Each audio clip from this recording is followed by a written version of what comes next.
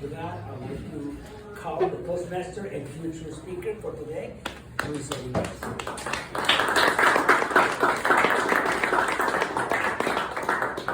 Thank you, Gil.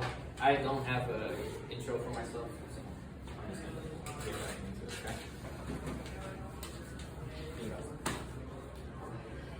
Who likes to travel? A lot of people, right? Everybody likes to travel. Where do you travel to? Where you been? Where have I been? Yeah. Top three. Florida. That's like Oh, top three? Yeah. Oklahoma. Damn. Little America in just right there at the Great Plains, and then probably the Drags in Michigan. There you go. Dennis, where you like to travel? Korea, Israel, Italy, and France. A little foreign there. Eli, where you like to travel? Top three: Italy, Spain, England. Foreign. So domestic, foreign. I like to travel too. Me and my wife like to travel. I didn't always like to travel. I've been to Japan, so I've been out of the country. But I've also been to about half of the states in the country too as well. I've seen Mount Rushmore. I've been to Florida, which basically is another country. That's another time. And I've also been down to Mexico too. It's kind of like being in the States, but like Southern California. And like I said, I didn't always like to travel. I didn't start liking to travel again until I was like 21, 22. And I'll tell you why. Most travel experiences are fun, right? And even if they're bad, you still have funny stories to tell later on about it. Well, when I was 7, I went down to Mexico. Well, my parents took me and my brother, my aunt and my uncle down to Mexico for the third and final time that I've been to Mexico. And it kind of left a bad taste in my mouth. I'll talk about that in a couple minutes probably.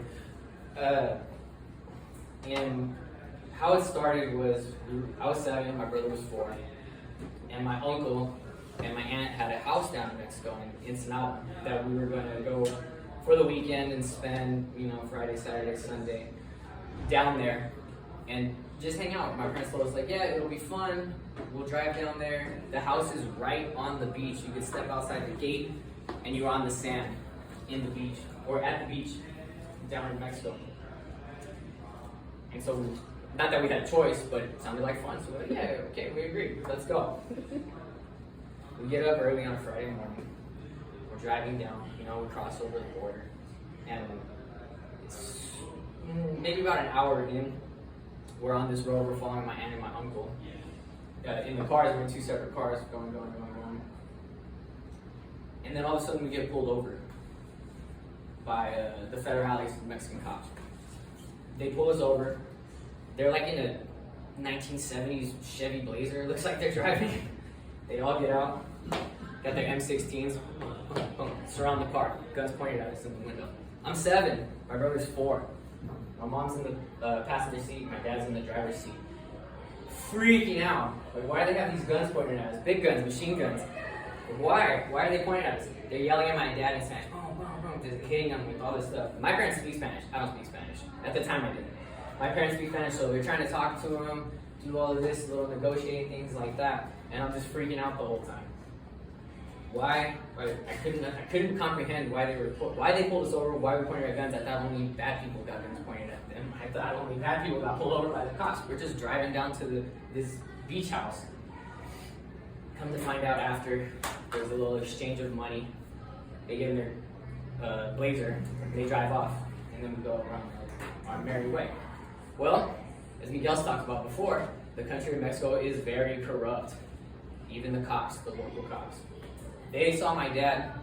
He is of a lighter complexion. He has a shaved head at the time. He was bald. They thought he was a white guy, like a white supremacist, and they didn't think it was okay for him to be in their country like that without, little money. My dad's Mexican. My family, we're all Mexican.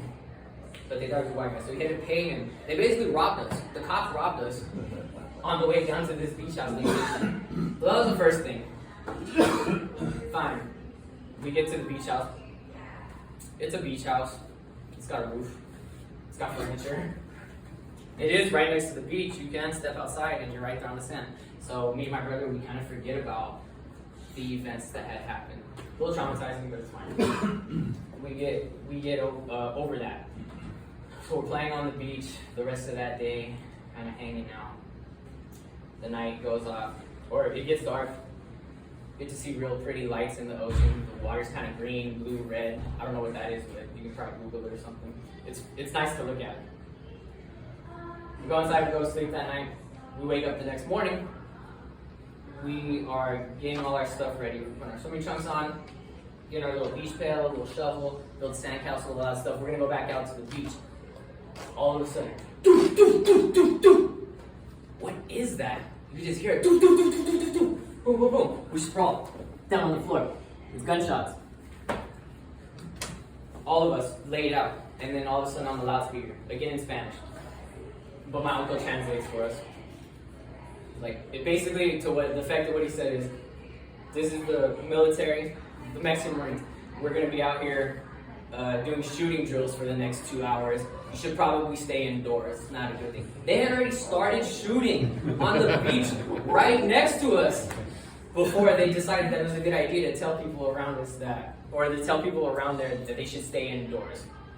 So now I've been in Mexico for a day and a half, and I've already dealt with the Mexican government or law enforcement twice with their weapons. So I'm already like not having this. Now I'm pretty much over this basically.